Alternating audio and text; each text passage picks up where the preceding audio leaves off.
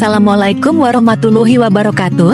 Ikhwanul muslimina wal muslimat, sebelum dan sesudahnya kami ucapkan banyak terima kasih terhadap diri kalian yang sudi menonton channel YouTube kami.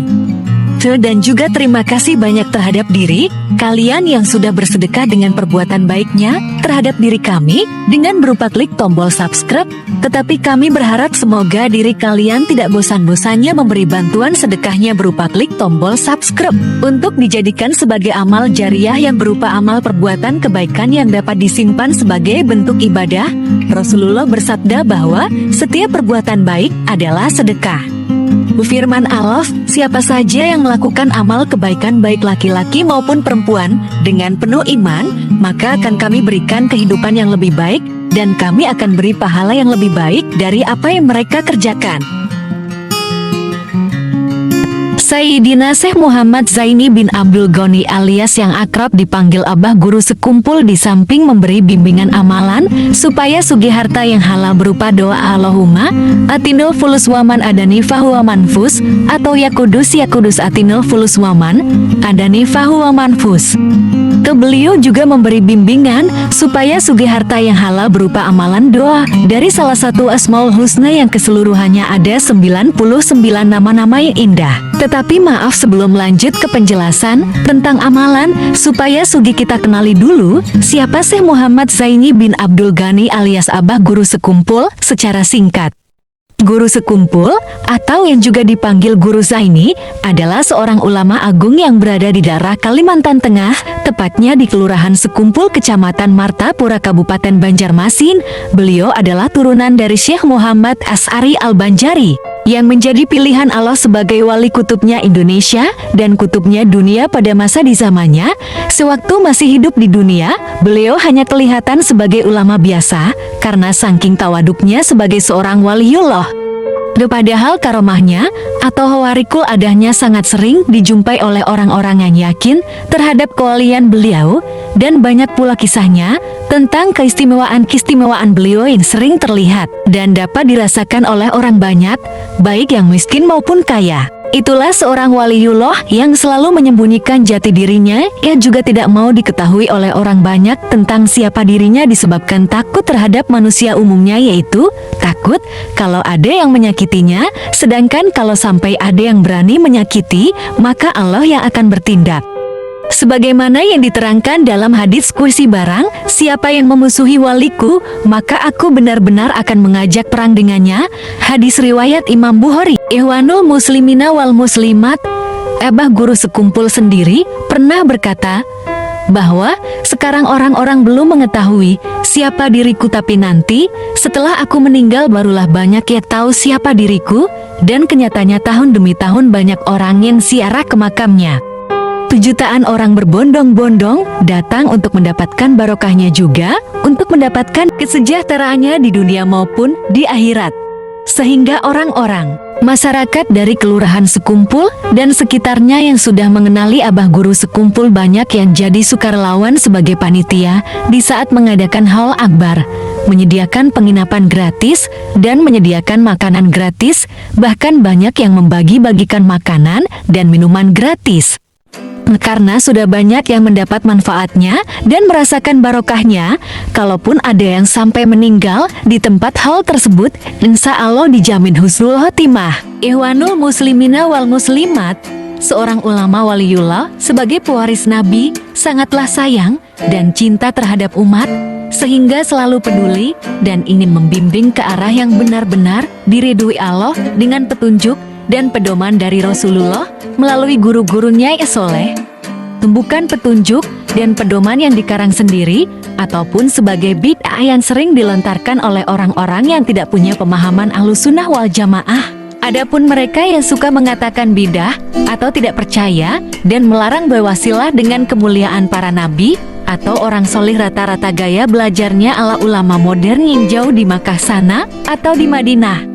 Tetapi yang dilihat dan dibaca hanya pada terjemahan Quran hadis secara tekstualnya saja, kemudian ditafsir dengan akal nafsunya, bukan dengan asbabul wurudnya hadis dan atau asbabun nuzulnya Quran. Mereka tidak mau merujuk antara ayat yang satu dengan ayat yang lain, dan mereka tidak mau membandingkan dari hadis satu ke hadis lain atau dari Quran ke hadis, dan begitu sebaliknya dari hadis ke Quran. Sama halnya seperti orang yang belajarnya otodidak, yang terpaku pada rejemahan Quran dan hadis, tetapi yang musariatnya nol, akhirnya yang digunakan adalah penafsiran secara akal pikiran yang dungu. Artinya walaupun secara umum kelihatan cerdas, tetapi secara khusus adalah bodoh karena tidak tahu apa-apa tentang agama. Itulah doktrin pembodohan yang tidak disadari, yang seakan-akan sudah merasa benar, dan kemudian katanya berhak disampaikan, padahal justru menyesatkan. Naudzubillahi min dzalik. Mereka memang tidak pernah mempelajari tafsir Quran atau hadis karya ulama salafus sholihin dari para tabi'in dan tabi'inat tabi'in yang berdasarkan ilham. Terkadang ada yang mau mempelajarinya, tapi hanya mencari kelemahannya saja untuk tetap membid'ahkan orang lain. Sungguh merasa iba pada mereka karena tidak dibukakan hatinya oleh Allah untuk pendalaman ilmu dengan sempurna, tetapi hanya setengah-setengah saja, sehingga suka mengatakan bid'ah dan syirik tentang segala sesuatu yang tidak pernah dilakukan oleh Rasulullah. Padahal sudah ada contoh seorang sahabat, yaitu Bilal, suara sandalnya pernah didengar oleh Rasulullah di dalam surga. Kemudian ketika ditanyakan amalan apa yang membuatmu masuk surga, Bilal menjawab, tidak ada kecuali melakukan sholat ba'dal wudu setelah selesai melakukan wudu. Kurang apa detailnya ahlu sunnah. Adapun soal doa di kuburan, Rasulullah menyuruh untuk mendoakan mayit setelah dikubur berdasar hadis yang diriwayatkan Imam Abu Dawud. Rasulullah juga menyuruh untuk menolong si mayit dengan membaca Quran dan zikir, dan Allah pun akan membalas surganya. Hadis diriwayatkan oleh Imam Ad-Darimi dan Imam Nasai dari Ibnu Abbas. Rasulullah pun sering berziarah dan mendoakan pada ahli kubur yang diziarahi, kecuali kalau doa meminta pada mayit yang ada di dalam kubur.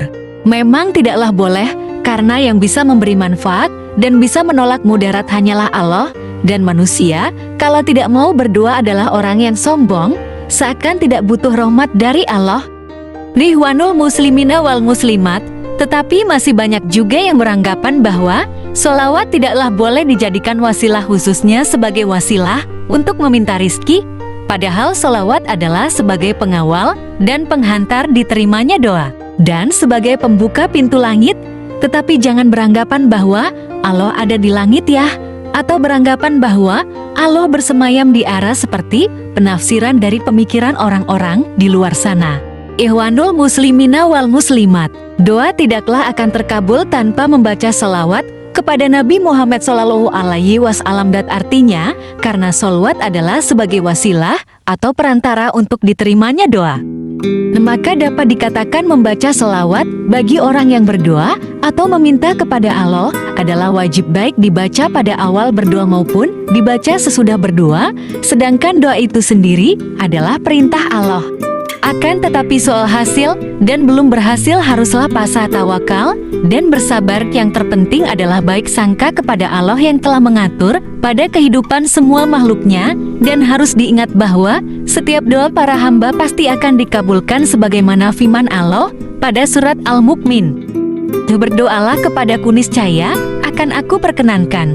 Ada 3 macam Allah memperkenankan doa hambanya.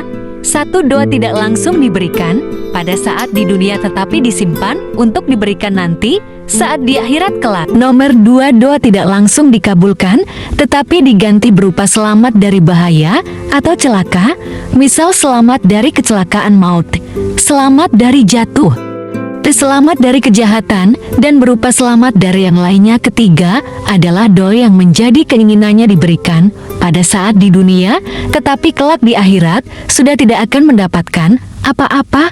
Oleh karena itu, di samping kita harus berikhtiar, tapi juga harus tawakal kepadanya. Allah Maha Tahu apa yang terbaik untuk kita di dunia maupun di akhirat. Dan janganlah sekali-kali berputus asa, karena putus asa tidaklah boleh bagi orang muslim, firman Allah, dan janganlah sekali-kali kalian berputus asa dari rahmat Allah.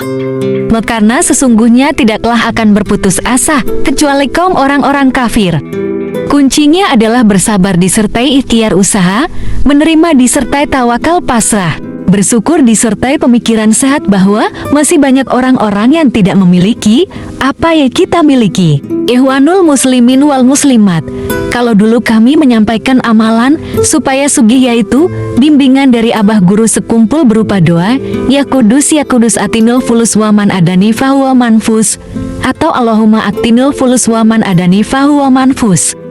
Sekarang kami menyampaikan amalan rizki supaya sugih dari Asmaul Husna. Berikut hadiah Fatihah yang dibaca sebelum membaca amalannya sebagai bentuk tawasul supaya lebih sempurna dalam tata cara atau adab mengamalkan suatu doa dari para guru-guru pembimbing. Tetapi maaf untuk Fatihahnya yang dijadikan sebagai perantara untuk mendekatkan diri kepada Allah dengan melalui para guru dan orang-orang soleh kami cantumkan pada kolom deskripsi. Begitu juga yang ingin mengamalkan doa supaya sugih yang berlafaz Allahumma atinil fulus atau ya kudus atinil fulus, tawasulan Fatihahnya juga ada di kolom deskripsi. Jangan lupa sebelum berdoa harus tawasul Fatihah dulu. Ikhwanul muslimina wal muslimat, doa amalan supaya sugih dari Asmaul Husna yaitu berlafatkan ya latif dibaca 100 kali setiap hari. Setelah baca ya latif sampai 100 kali, kemudian baca ya latif Allahu latifum biyadihi yarzuqu mayasa wa huwal qawiyul aziz. Alhamdulillahirabbil alamin. Wa shallallahu ala sayyidina Muhammad wa ala alihi wa sahbihi wasalam. Hadanallahu wa iyyakum birahmatihi.